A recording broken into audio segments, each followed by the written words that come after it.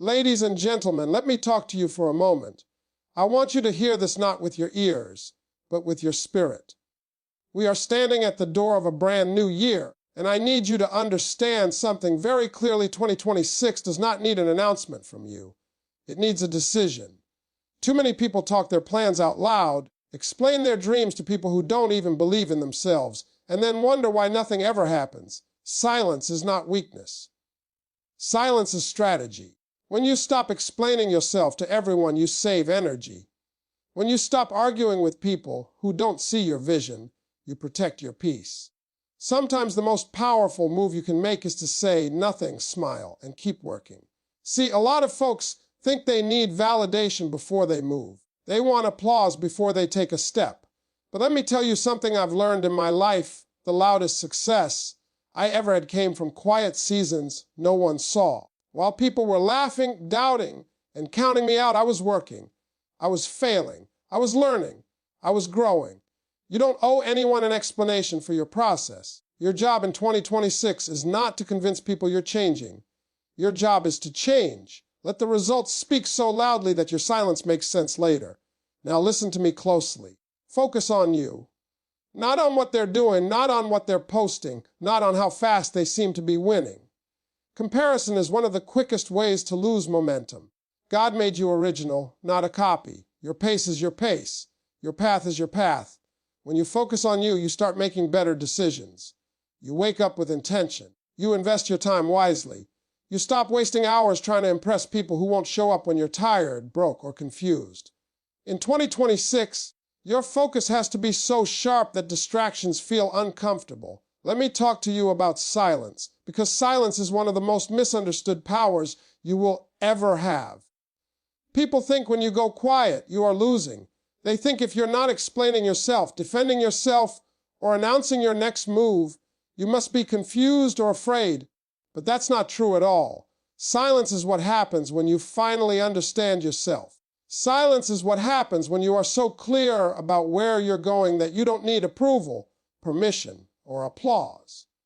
When you stop talking so much, you start hearing better. You hear your instincts. You hear God. You hear the truth about what needs to change in your life. Most people talk too much about what they're going to do and not enough about what they're willing to sacrifice. They announce goals they haven't committed to, dreams they haven't worked for, and plans they haven't prepared for. And every time you talk without action, you leak energy. You give people access to something that's still fragile. Dreams need protection in the early stages. They need time. They need focus. They need work in private. Silence keeps your vision safe from doubt, from negativity, and from people who don't understand the cost of what you're trying to build. When you move in silence, you stop arguing with opinions that don't matter. You stop trying to prove your worth to people who already decided how they feel about you. That right there is freedom. Because the truth is, some people will never clap for you, no matter how hard you work. Some people benefit from you staying the same. Your growth threatens their comfort. Your discipline exposes their excuses. So instead of explaining yourself, you let your consistency do the talking. You let your results speak when the time is right. Silence also forces you to face yourself. No distractions. No noise, no crowd to hide behind. Just you and your habits. Just you and your choices. And that's uncomfortable. That's why people stay busy talking, scrolling, and reacting. Because stillness requires honesty. It asks you hard questions. Why are you really stuck? Why do you keep repeating the same cycle? Why do you start strong and quit when it gets difficult? In silence, you can't blame anyone else. You either grow or you stay the same. There is power in not responding to everything. Not every comment deserves your attention. Not every challenge deserves your reaction. Energy is currency. Where you spend it determines what grows in your life. When you stop reacting emotionally to everything, you gain control. Control over your time. Control over your focus. Control over your future. Silence teaches patience, and patience builds wisdom. You begin to understand that timing matters just as much as effort. When you're quiet, you become observant. You start noticing patterns. You see who's genuine and who's just curious. You see who supports you in the dark and who only shows up when the lights are on. Silence sharpens discernment. It teaches you when to move and when to wait. It teaches you that sometimes the best response is improvement. Sometimes the best comeback is success. Silence doesn't mean you stop dreaming. It means you stop performing. You stop living for reactions and start living for results. You stop chasing attention and start building something real. And while everyone else is loud, busy, and distracted, you're laying foundations, brick by brick, day by day. No rush, no noise, just progress. This is how lives change. Not overnight, not with big announcements, but with quiet decisions made every single day. Decisions to wake up earlier. Decisions to cut off distractions. Decisions to stay committed when nobody is watching.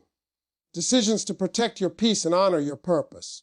When you learn the discipline of silence, you gain momentum. And momentum, once it builds, is unstoppable. Let me tell you something about focus, because focus is the difference between wishing and winning.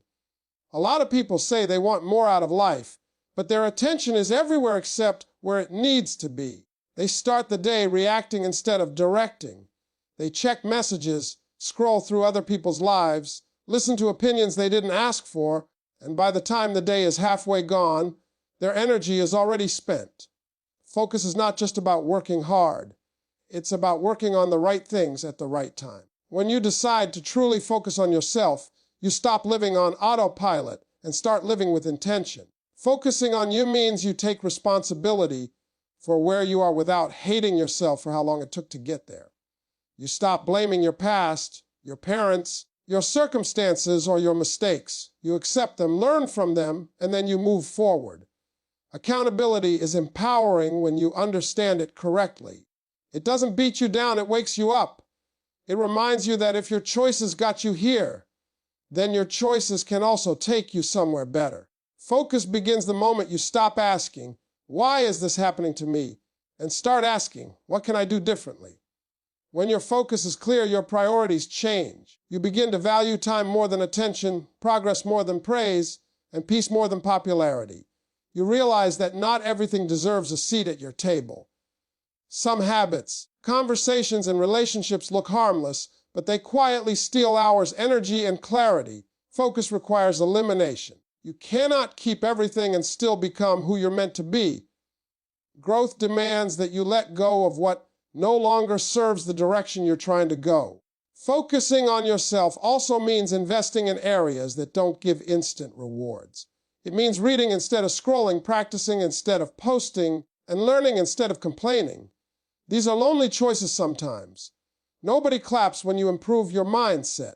Nobody celebrates when you decide to get disciplined with your finances, your health, or your routine. But these quiet investments compound over time. What feels small today becomes the foundation of confidence tomorrow. Distraction is often disguised as opportunity. Just because you can do something doesn't mean you should. When you're unfocused, you say yes to too much and give your best to too little. Focus teaches you to say no without guilt. It teaches you that every yes costs you something, usually your time or your peace. When you protect your focus, you protect your future. You stop chasing every shiny thing and start building something solid. There will be days when focusing on yourself feels selfish. People will notice you're less available. You don't respond as quickly. You don't engage in unnecessary drama. You don't explain your goals anymore. That's not arrogance, that's alignment. You finally understand that you cannot pour from an empty cup. You have to become full first, strong first, clear first. Only then can you truly give without losing yourself. Focus also strengthens your resilience. When you know what you're working toward, setbacks don't stop you, they redirect you. You don't quit because something went wrong. You adjust, you learn, you keep going. A focused mind doesn't panic under pressure. It looks for solutions instead of excuses. It understands that progress is rarely a straight line, and that patience is part of the process. The moment you commit to focusing on you, your life starts to feel different. Not easier, but clearer. And clarity creates confidence. Confidence creates consistency. Consistency creates results. This is how real change happens, one focused decision at a time, made by someone who finally chose themselves and stayed committed long enough to see it work. Let me talk to you about discipline, because discipline is the bridge between who you are right now and who you say you want to become. A lot of people confuse discipline with punishment, but discipline is actually self-respect in action. It's the decision to show up for yourself even when no one is watching and nothing feels exciting. Discipline is not about being perfect. It's about being consistent. It's about doing what needs to be done on the days you feel tired, unmotivated, or unsure. Those are the days that shape your future more than the easy ones ever will. Most people wait for motivation to get started, but motivation is unreliable. It comes and goes depending on your mood, your environment, and your emotions. Discipline doesn't wait. Discipline moves first. It creates momentum, and momentum eventually creates motivation. When you commit to discipline, you stop asking yourself how you feel and start asking what needs to be done. That shift alone separates people who make progress from people who stay stuck dreaming. Discipline requires structure. You cannot grow in chaos and expect consistency. When your days have no order, your mind stays scattered. Discipline brings clarity. It tells you when to wake up, what deserves your attention, and when it's time to rest. It helps you build routines that support your goals instead of sabotaging them. You don't rise to the level of your goals. You fall to the level of your habits. If your habits are weak, your results will be weak too. But when your habits are disciplined, progress becomes inevitable. One of the hardest parts of discipline is learning to delay gratification. We live in a world that wants everything now. Fast results, quick success, instant recognition. Discipline teaches patience. It teaches you to work today for a reward you might not see for months or even years. That's not easy, but anything meaningful takes time. The life you want is not built in moments of excitement. It's built in long seasons of quiet effort. Discipline keeps you moving during those seasons. Discipline also demands honesty. You have to stop lying to yourself about why things aren't changing. You have to admit when you're procrastinating, making excuses, or choosing comfort over growth. That level of honesty can be uncomfortable, but it's necessary. You can't fix what you won't face. Discipline looks at your weaknesses and says, we're going to work on this one day at a time, not tomorrow, not next week. Today. Another truth about discipline is that it requires boundaries. You cannot stay disciplined if everyone has unlimited access to you. You have to protect your time, your energy, and your focus. That means saying no to distractions, even when they look harmless. It means turning down invitations, limiting social media, and stepping away from environments that pull you backward. Boundaries are not about pushing people away. They're about keeping yourself aligned with your purpose. Discipline strengthens your confidence in a quiet way. Every time you keep a promise to yourself, you build trust with yourself. That trust becomes self-belief. You stop doubting whether you can follow through because you've proven it to yourself repeatedly. Confidence doesn't come from talking about what you're going to do. It comes from knowing you'll do it, even when it's hard. Over time, discipline changes how you see yourself. You stop identifying as someone who tries and start seeing yourself as someone who finishes, someone who stays, someone who doesn't quit at the first sign of discomfort. That identity shift is powerful. It affects how you walk, how you speak, and how you make decisions. Discipline may feel heavy at first, but eventually it becomes freedom. Because once you master yourself, life stops controlling you.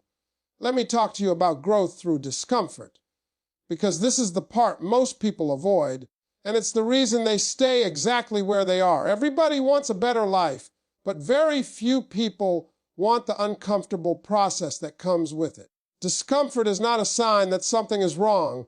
It's often a sign that something is finally changing. When you decide to grow, you step into unfamiliar territory. Your routines change. Your thinking changes. Your circle may change. And all of that feels unsettling at first. Most people mistake discomfort for failure. The moment things get hard, they assume they're doing something wrong and retreat back to what feels safe. But comfort is dangerous. Comfort keeps you stuck in habits that don't challenge you and environments that don't push you. Growth asks you to stretch beyond what you know. It asks you to sit with uncertainty and still move forward. That's not easy, but that's how capacity is built. When you embrace discomfort, you stop running from your weaknesses and start working on them. You begin to face the areas of your life you've been avoiding: your finances, your health, your mindset, your discipline. Growth requires you to look in the mirror without excuses. It forces you to admit where you're inconsistent, where you lack focus, and where you've been settling. That honesty can hurt, but it's also freeing. Because once you see the truth, you can finally change it. Discomfort also tests your commitment. It shows you whether you want results or just the idea of them. Anybody can stay excited when things are new and easy. The real question is who stays when progress is slow and nobody is watching. Growth doesn't give immediate rewards. Sometimes it feels like you're putting in effort and getting nothing back.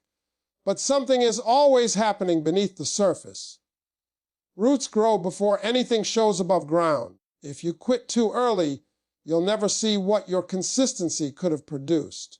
There will be moments when growth makes you feel lonely. When you start choosing better for yourself, you may notice that you don't fit in the same way anymore.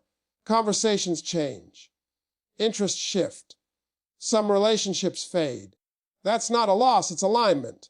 Not everyone is meant to grow with you. Some people are comfortable where they are, and your growth challenges that. You can't shrink to make others comfortable and still expect to evolve. Discomfort teaches resilience. Each time you push through something hard instead of avoiding it, you become stronger. You realize you can survive challenges you once feared. You stop seeing obstacles as stop signs and start seeing them as training grounds. Growth builds endurance. It prepares you for bigger opportunities by strengthening your character. What feels heavy now is often preparing you for something you're not ready to carry yet. Another truth about growth is that it requires patience with yourself. You will make mistakes along the way. You will have days where you slip back into old habits. That doesn't mean you failed. It means you're human. Growth is not a straight line. It's a process. The key is not perfection, but persistence. Getting back on track matters more than never falling off. When you commit to growing through discomfort, you develop a deeper sense of self-respect. You stop avoiding hard conversations with yourself. You stop choosing easy over meaningful. You start trusting your ability to adapt and overcome. Discomfort no longer scares you because you know it's temporary. What you're building, however, lasts. Growth changes you from the inside out. It reshapes how you think, how you react, and how you respond to pressure. You become calmer in chaos and clearer in uncertainty. And before you realize it, the things that once intimidated you no longer have power over you. That's the reward of staying in the discomfort long enough for growth to take root. Let me talk to you about letting people go, because this is one of the hardest but most necessary parts of becoming who you are meant to be. A lot of people carry relationships out of habit, history, or guilt, not because those connections are still healthy or aligned. Just because someone has been with you for a long time doesn't mean they are supposed to go with you into the next season of your life. Growth requires honesty about who adds value to your journey and who quietly drains your energy. Many people are comfortable with the version of you that doesn't challenge them. They like you predictable, available, and unchanged. When you start focusing on yourself, setting boundaries, and raising your standards, it can make others uncomfortable. Some will try to pull you back with jokes, criticism, or guilt. They may say you've changed, you're acting different, or you're forgetting where you came from. But change is the point. You are not meant to stay the same forever. You are meant to evolve. Letting people go doesn't mean you hate them or wish them harm. It means you respect your future more than your past. It means you understand that access to you is a privilege, not a right. Everyone cannot have unlimited access to your time, your energy, and your emotions.